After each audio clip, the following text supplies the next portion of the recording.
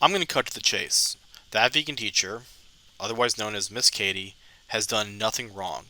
Quite the contrary.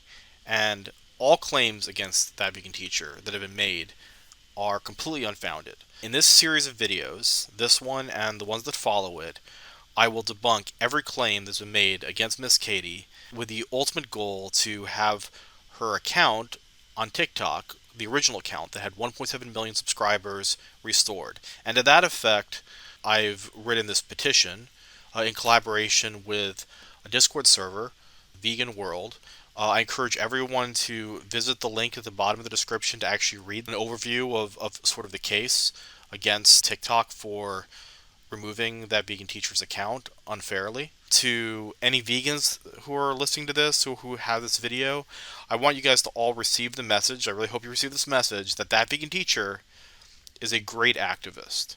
I think that you can make a very good argument she's the most important teacher working today because she teaches people on how to live a better life and how to be accountable for their actions in the most important way possible, which is to have a principled stand against the greatest atrocity on the planet that's ever existed.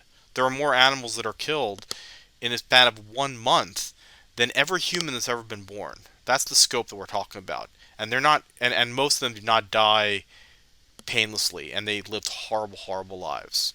So this is the atrocity that everyone should be focused on. It's the most important issue in the world today, and that vegan teacher taught more young people about this atrocity than anyone else, other than maybe a very small handful of other activists.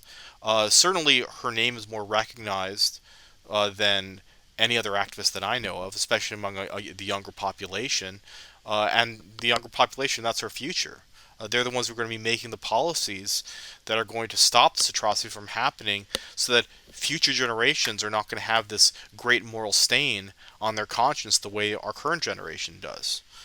All the criticism on that vegan teacher can be summed up as people running away from their conscience and attacking the messenger.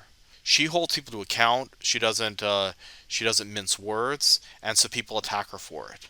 People will say things like that vegan teacher is racist or she's anti-LGBTQ. And she's disavowed all of these things. That there's no evidence that she's any of these things. That she's abusing her dog by feeding them a plant-based diet.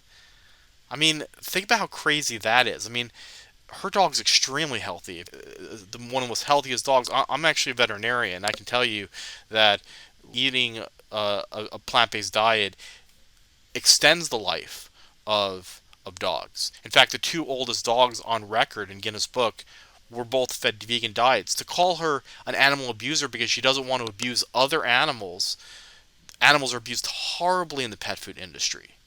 The animals that are killed for pet food, they're treated horribly. Why should it be okay to kill hundreds, if not thousands, of animals for the benefit of a single animal that would be better off eating a plant-based diet?